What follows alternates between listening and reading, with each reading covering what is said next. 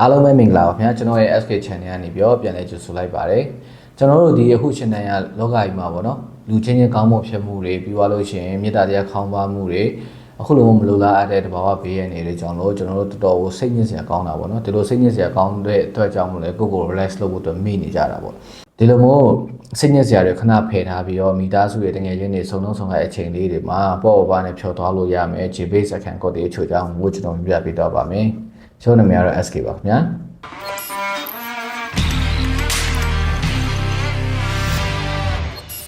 ဂျင်းတွေကိုကော်တင်းအနေနဲ့ဖြော်တဲ့နေရာမှာတခြားလက်ကိုရတမျိုးမျိုးပေါ့နော်ဒါမှမဟုတ်ရှင်တခြားလက်ကတမျိုးမျိုးရွက်ဆက်ပြီးဖြော်ကြတာများပါတယ်ဂျင်းရဲ့အနက်နဲ့အရတာလည်း original နည်းနည်းပြင်းတာပေါ့နော်အဲ့ခါကျတော့သူ့ကိုဒီအချိုတွေ strong ဖြစ်တဲ့အချိုရည်တွေဒါမှမဟုတ်ရှင်လည်းအနက်နဲ့အရတာလည်းနည်းပြင်းတဲ့အသီးနှံတွေကိုရောပြီးဖြော်ကြပါတယ်ဒါမှလည်းဂျင်းရဲ့ original အနက်နဲ့အရတာကိုပို့ပြီးကောင်းမွန်တဲ့အနက်ရတာဖြစ်ပေါ်စေတာပေါ့နော်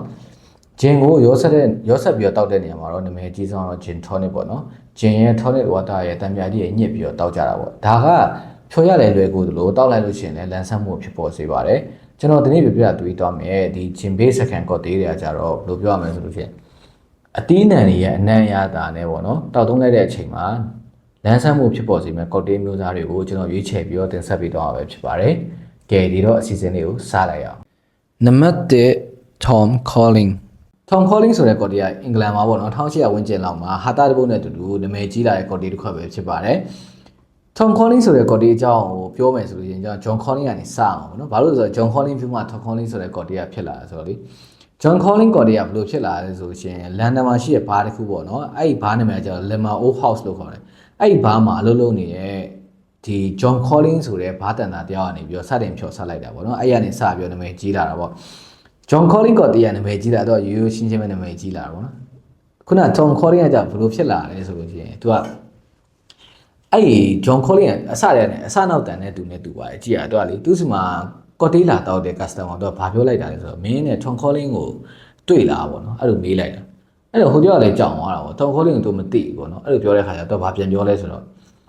အဲ့ Tom Collins ကလည်းမင်းအကြောင်းကိုလည်းတကယ်ကိုစောက်သွဲလိုက်ပြောတယ်မင်းချီးထုတ်ကြတဲ့အကြောင်းတွေလည်းပြောနေရဆိုပြီးပြောနေတော့မှရှိတယ်အဲ့ customer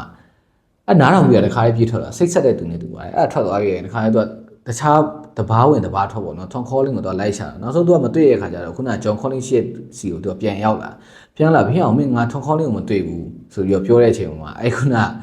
John Collins က Tom Collins ဆိုတာလူမဟုတ်ဘူးငါဖြော်ဆက်ထားတဲ့ကော်တေးပေါ့နော်ငါမင်းကိုပြောပြီးတော့တိုင်းမလို့ပဲရှိသေးတယ်မင်းကအဲ့ဒါကိုပြောတာလက်မခံမနဲ့ထွက်သွားတာပေါ့တကယ်အထိုးခံမှာဆိုလို့နေတူပါတယ်အဲ့နဲ့သူကမျက်နှာလုပ်ပြီးတော့မှသူကအဲ့ Tom Collins ဆိုတဲ့ကော်တေးကိုဖြော်ပြီးတော့တိုက်လိုက်တာပေါ့နော်အဲ့ခါကျတော့မှလည်းခုနစိတ်ဆိုးနေသူကမောပြေပြီးတော့ဒါဟာတာတစ်ပုတ်အနေနဲ့ရီမောဖြစ်သွားတာပေါ့နော်အဲ့တော့နောက်နေ့ John Collins လာပြီးသူကလာနောက်ကျတယ် Tom Collins တွေ့မိလား Tom Collins လာတွေ့မိလားပေါ့နော်အဲ့တော့ခုနကပြောတဲ့ဟာတာနဲ့ဒီ Tom Collins ကော်တေးကစပြီးနာမည်ကြီးလာတာပေါ့နော်အဲ့တော့ကျွန်တော်တို့မြန်မာနိုင်ငံမှာဆိုလို့ရှိရင်လည်းရိုးရာကော်တေးတွေပေါ့နော်ကျွန်တော်တို့ရိုးရာကော်တေးတွေဆိုလို့ရှိရင်လည်းဒီလိုပဲ story line လေးတွေပေါ့နော်ကျွန်တော်တို့ဖောက်လို့ရတာပေါ့ဒါပေမဲ့မျက်နှာတော့ရှင်းရမှာပေါ့လေအဲ့လိုစာမှန်ဆိုလို့ရှိရင်မတော်တော့အထိုးခံအောင်ပေါ့အဲ့တော့ခုနကကျွန်တော်အကြောင်းပြန်ဆက်ပါတော့ John Collins နဲ့ Tom Collins ဆိုတဲ့ကော်တေးကဘာကွာလဲဆိုတော့ John Collins ကော်တေးကိုကြတော့ Holland Gin လို့ခေါ်တဲ့ Netherlands Gin နဲ့အဓိကထားပြီးဖြောတာပေါ့နော်အဲ့ Gin ကဘယ်လိုလုပ်လဲဆိုလို့ရှိရင်ဘီယာတွေကိုချက်တဲ့မူရောစပါပေါ့နော်အချင်းဖောက်ထားတဲ့မူရောစပါနဲ့သူကဒီအဲ့ Gin ကိုချက်တာပဲဖြစ်ပါတယ် Tom Collins ကော်တေးကိုကြတော့ Old Tom Gin လို့ခေါ်တာပေါ့နော်အဲ့ Gin နဲ့ဖြောတာပဲဖြစ်ပါတယ်အဲ့ Gin ကကြတော့ Old Tom Gin တွေက London Dry Gin ဆိုပို့ပြီးတော့ပေါ့ပြီးတော့ချိုးတဲ့ရတာရှိဆိုချိုးတဲ့ရတာရှိရဆိုပြီးတော့ပြောကြတာပေါ့နော်သူကအဲ့နှစ်ခုကွာတာပေါ့အဲ့တော့သူ့ရဲ့တမိုင်းကြောင့်ပြောရတယ်နည်းရှိသွားဆိုတော့ Tom Collins Gin ဖြောဆက်ပုံကျွန်တော်ပြပေးပါမယ် Tom Collins Gin ကိုဘယ်လိုဖြောမလဲဆိုလို့ရှိရင်ပထမဦးဆုံး Gin ပေါ့နော် Gin Old Tom Gin ပေါ့ Old Tom Gin ရှိတဲ့ Gin မျိုးနဲ့ဖြောလို့ရပါတယ်အဲ့ဒါကို Gin ကိုတစ်ခွက်60 ml ထည့်ပေးပါခွက်ထဲမှာပြီးသွားလို့ရှိရင်lemon ပေါ့နော် lemon တစ်ခွက်30 ml ထည့်ပေးပါပြီးသွားလို့ရှိရင်တကြားကိုကြတော့ခွက်ရဲ့တစ်ဝက်ပေါ့နော်50 ml ထည့်ပြီးတော့ရှေ့ကခွက်ထဲမှာရှိတ်လိုက်ပါအဲ့ထွက်လာတဲ့အရည်ကိုမှရလာတဲ့အရည်ကိုမှဖန်ခွက်တဲ့ထည့်ရေခဲလေးထည့်ပြီးတော့ဆူဒါဝါသားတွေပေါ်လောင်းထည့်လိုက်အဲ့ဆိုရှင် Tom Collins Gin ကိုရရှိပေါ့နော်အဲ့ဒီ Tom Collins John Collins Gin နဲ့ဘာဖြောဆက်ကွာတော့တူတယ်ဆိုလို့ရှင် whiskey sour ran sour တော့ဖြောတာနဲ့တူတာပေါ့နော်အစကကြတော့ sour cocktail တွေကသူ့မှာကြောက်အကာထည့်ပြီးဖြောတာပေါ့နော်ဒါပေမဲ့နောက်ပိုင်းဘာမှမကြောက်အကာထည့်ပြီးမဖြောတော့ဒီတိုင်းပဲဖြောတယ်။မှာ ran sour ဆိုလို့ရှိရင် ran ရဲ့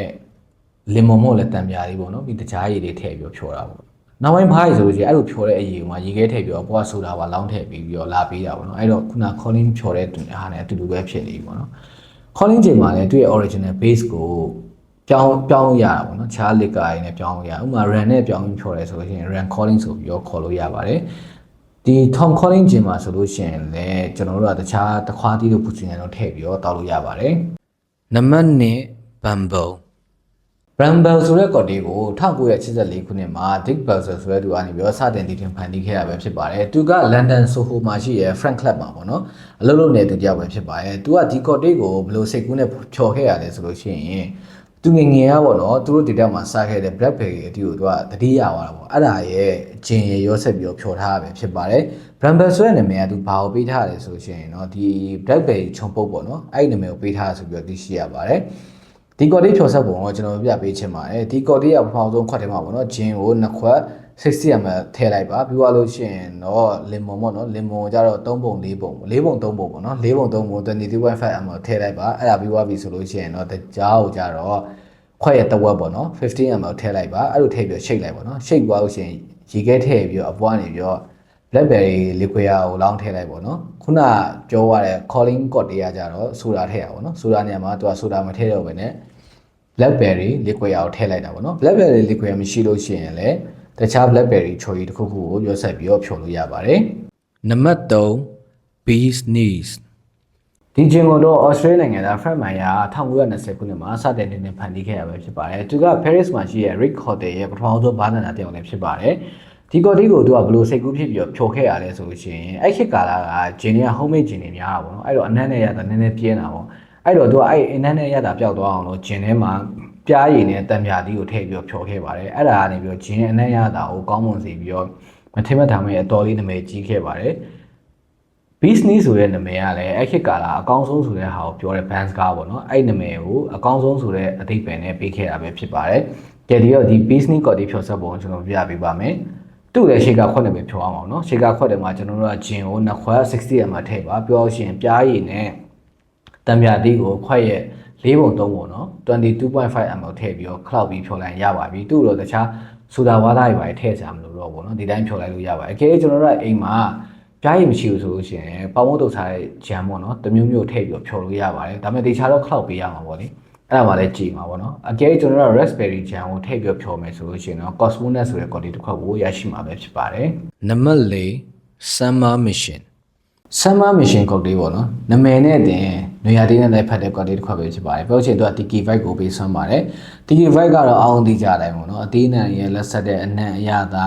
နွေရာသီကမ်းခြေမှာတကယ်ကိုတောက်လို့ကောင်းတဲ့ cocktail တစ်ခွက်ပေါ့နော်သူ့ကိုကျိတ်ဆက်နဲ့ဖြော်လို့ရှိရင်ပိုကောင်းတာပေါ့နော်ကျိတ်ဆက်မရှိဘူးဆိုလို့ရှိရင်လည်းရှေ့ကခွက်နဲ့ဖြော်လို့ရပါတယ်ဒါပေမဲ့ကျိတ်ဆက်နဲ့ကြတော့သူ့ရဲ့အရသာကိုပို့ပြီးတော့ပြည့်စုံစေတာပေါ့နော်ကျိတ်ဆက်ထဲမှာဖောင်းဆုံးရေခဲထည့်လိုက်ပါရေခဲထည့်ပေါ့ရှင်ဂျင်ကိုတစ်ခွက်ခွဲပေါ့နော် 45ml ထည့်ပေးပါပြီးသွားလို့ရှိရင်ပြားရည်နဲ့တံမြာသီးကိုခွက်ရဲ့4ပုံ3ပုံပေါ့နော် 22.5ml ထည့်ပေးပါအဲ့ဒါပြီးသွားဆိုလို့ရှိရင်တော့ peach liquid ရပေါ့နော်အဲ့ဒါကိုခွက်ရဲ့တစ်ဝက် 50ml ထည့်ပေးပါ peach liquid ကမရှိလို့ရှိရင်လည်း peach မမွန်တီပေါ့နော်မမွန်တီဖြော်ရည်ထည့်လိုက်လို့ရပါတယ်အဲ့ဒါပြီးသွားလို့ရှိရင်တော့သူ့ရဲ့အဓိကပါဝင်ပစ္စည်းဖြစ်တဲ့နတ်သီးနဲ့ပူစီနံကိုကြည့်ကောင်းအောင်ထည့်ပြီးပေါ့နော်နတ်သီးဆိုတစ်စိမ့်ပေါ့တစ်စိမ့်ဆိုတော့4-5တုံးလောက်ဖြစ်မှာပေါ့ပြီးသွားလို့ရှိရင်ပူစီနံကိုကြတော့တစ်ခတ်ပေါ့နော်အဲ့ဒါထည့်ပြီးတော့ချိတ်ဆက်ထဲမှာလှည့်လိုက်မယ်ဆိုလို့ရှိရင်တော့နေရာလေးနဲ့တကယ်ကိုလိုက်ဖတ်တဲ့